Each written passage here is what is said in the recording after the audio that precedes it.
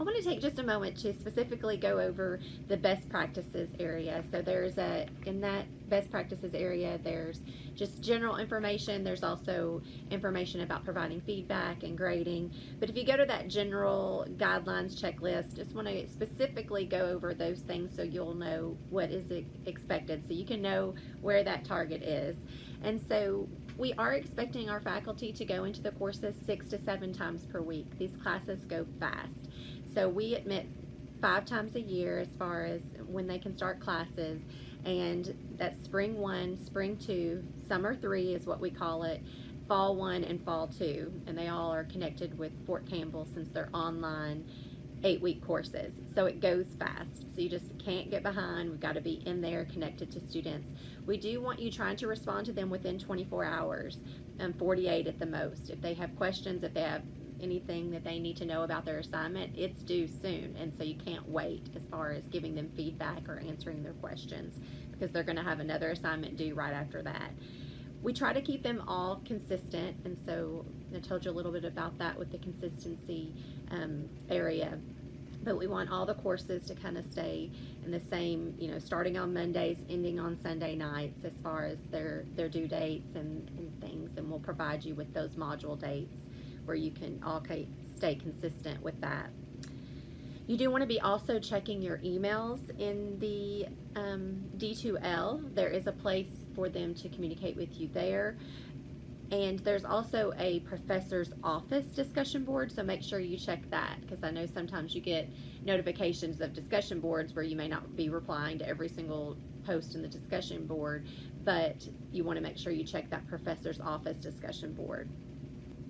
So our expectations in discussion boards. With the discussion board post, we do want you to respond to a minimum of 30% of the students.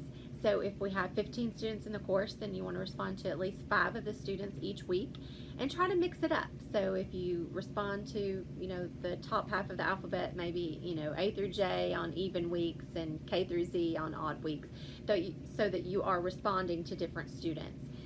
And you want to make sure that the posts are increasing their critical thinking, increasing a deeper level of thinking, and maybe asking questions and, supporting what they've posted. And there is information on that, on how to provide better feedback and encourage discussion. So read about that if that's something. And there's also the additional training that you can do to just help foster that, to foster discussion. Also, we do want you to grade promptly. So as far as grading the discussion boards or assignments, making sure that you're grading. So if everything is due on Sunday by midnight, really Wednesday is a good goal of trying to get everything graded, and making sure that you get it graded before they have to do it again and make the same mistakes. And if there are rubrics in all of the grading, so you'll connect and fill in the rubric, and we provided those for you. Those are standard in all the courses, so you won't be changing the rubrics or anything. But if you take off points, you definitely want to tell them why, give them actual written feedback or audio feedback of the reasons why they've had points deducted from the rubric. Again, you want to make sure you stay on top of it. You've got to move fast. These courses move fast, which is fun, but it also moves fast. If you see that a student is struggling or not turning in assignments, there really isn't time to wait. So we've got to get connected with your lead faculty or your faculty mentor to get information on how we can best help that student to get plugged back in and succeed in the course. Also, another great idea is to save a lot of your feedback into a document, because if you teach this course again, hopefully, or a similar course, you can reuse this feedback, by tweaking it. So some of the comments or posts that you make, you may want to use again. So keep all that in a document so you can go back and refer to it and, not reinvent the wheel, but just use your great ideas from before. Sometimes you do have to, reach out to students more if they are struggling. It seems like every once in a while you'll have a student every course that's overly anxious, overly nervous about everything, and just, I have, actually made phone calls to students, and sometimes that helps.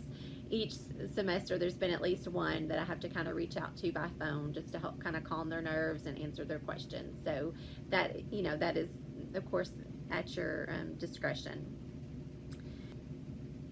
We also use announcements to get information to the students and to just have a presence in the course.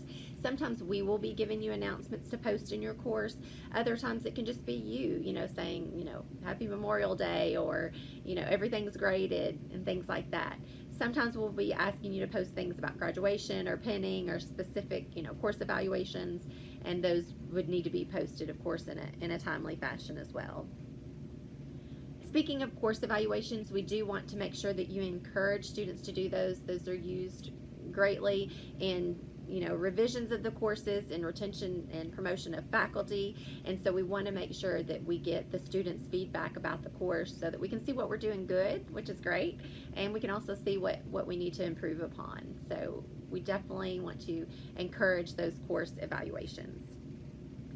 And then I just listed some things down at the bottom that you might want to try. So there's the Zoom, which I had mentioned before, that you may want to try adding in either a synchronous live video where you could all meet together, or if you want to do a Zoom video just to maybe explain some difficult material. Also, providing that audio feedback, you might want to try using the Snagit. That is in a lot of the articles that I'm reading. The audio feedback for online teaching is what they're encouraging, just because we can, you know, hear our inflection and they don't read it in a self-critical way, and so it helps to explain things better.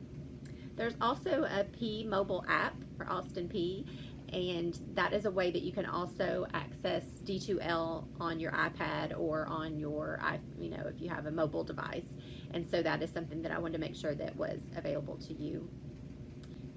We hope that these guidelines will help you to be a more successful online instructor, that you'll know what the expectations are, and that so that you can feel successful and that the students can get the presence of the online instructor that they need.